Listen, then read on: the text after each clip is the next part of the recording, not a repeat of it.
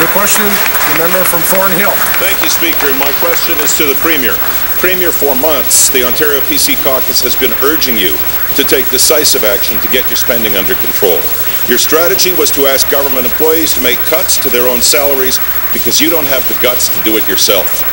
Yet despite the fact that this voluntary wage freeze idea is blowing up in your face, you continue to dodge the issue and play games with Ontario's financial future. For months, we've been calling for a legislated public sector wage freeze, and this Thursday, our party is putting forward a bill to legislate a public sector wage freeze. Premier, will you show Ontarians that you understand the urgency of Ontario's situation and support our legislation this Thursday? Premier. Speaker to the Minister of Finance.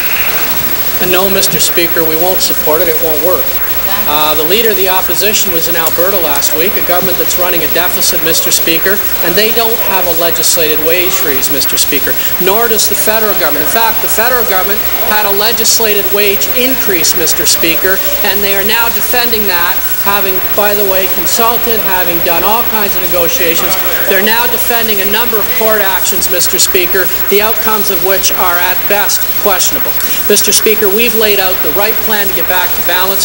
The Minister of Health, for instance, has by regulation taken some important steps on capping fees for doctors. Answer. There are ongoing discussions going on with limited bargaining, very limited bargaining mandates with teachers, Mr. Speaker.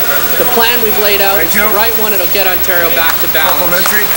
You know, in your 9 years in government, you have proven that you are not up to the job of managing government spending. Public sector salaries are completely out of control. The Sunshine List has grown from 20,000 to 80,000, a 400% increase in just 8 years, while government employees are earning 27% more than Ontarians working in the private sector for doing exactly the same job. Your approach to every problem is, when in doubt, spend. That is not how Ontarians manage their finances, and it's not how they want their government to manage the province's finances. So today, we are asking you to take a new and revolutionary approach. Minister, just once, don't spend at the problem, deal with the problem. This is a matter of leadership. Will you show that the urgency has finally dawned on you, and will you please support our bill to legislate a wage freeze? Minister of Finance.